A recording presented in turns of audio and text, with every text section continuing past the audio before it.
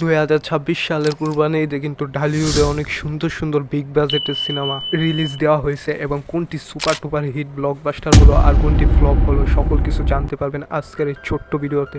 তার আগে আপনারা একটু কষ্ট করে আমাকে সাবস্ক্রাইব করুন আর আপনার পছন্দের মুভি কোনটা অবশ্যই সেটা কমেন্টে লিখে যাবেন। তো আজকের 5 নাম্বার লিস্টে আছে মুন্না খান অভিনীত তছনছ সিনেমা।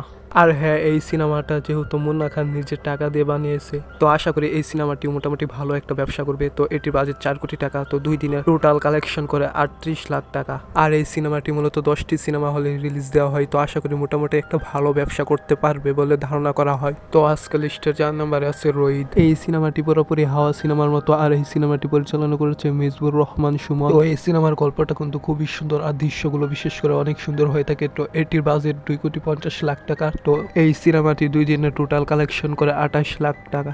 আর এই সিনেমাটি যেহেতু মিজবুর রহমান সুমন পরিচালিত হাওয়া সিনেমার ডিরেক্টর, এটিও আশা করি হাওয়া সিনেমার মতো সুপার টুপার হিট হবে বলে আমার ধারণা। তো আজকের লিস্টে 3 নম্বরে আছে বনলতা সেন। তো খায়রুল বাসার অভিনীত বনলতা সেন এই সিনেমাটি মোটামুটি ভালো একটা ব্যবসা করবে বলে আমরা ধারণা করতে পারি। আর এটাও আশা করি এই সিনেমাটি বনলতা এক্সপ্রেসের মতো ভালো ব্যবসা করতে পারবে। তো এই সিনেমাটির বাজেট 2,80,00,000 টাকা। তো এইটি 2 দিনের টোটাল কালেকশন করে 40 লাখ টাকা।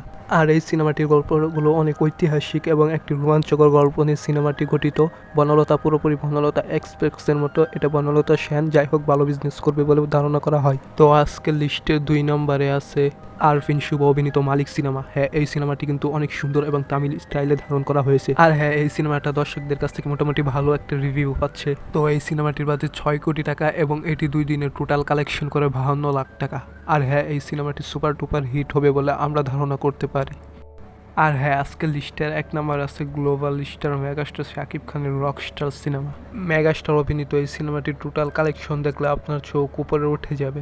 যাই হোক, দেশের 1 নম্বর হিরো বলে কথা, একটু একটু বিজনেস করবেই। তো গ্লোবাল স্টার মেগাস্টার শাকিব খানের সিনেমা সবসময় যে কোনো সময় রিলিজের সময় বাংলাদেশে 1 নম্বর টপ লিস্টে থাকবেই। তো এর আগে ছোট ওইটা তার একটি সিনেমা এসেছিল, তো ওই সিনেমাটা আপনারা অনেকে মোটামুটি দেখছেন। সিনেমাটির নাম হলো প্রিন্স। তো অবশ্যই সেটা তো বরবাদের রেকর্ড ভাঙতে পারে নাই। তো যাই হোক, রকস্টার কি পারবে বরবাদের রেকর্ড ভাঙতে?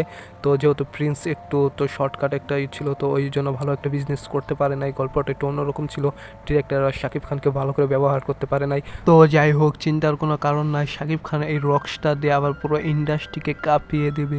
তো এটির বাজেট 10 কোটি টাকা। তো এটি 2 দিনের টোটাল কালেকশন করে 7,25,00,000 টাকা, মানে 2-3 দিনে আসল উঠে যাবে। তো আমার মনে হচ্ছে এই সিনেমাটি বরবাদের কাছাকাছি চলে যাবে। তো global star Shakib Khan, megastar Shakib খানের এই সিনেমাটি কি বরবাদের রেকর্ড ভাঙতে পারবে কি না? তো আপনাদের মতামত কমেন্ট বক্সে দেখতে চাই। আজকে এখান থেকে বিদায় নিচ্ছি, সবাই ভালো থাকবেন, দেখা হবে নতুন ভিডিওতে। টাটা, বাই বাই, আল্লাহ হাফেজ।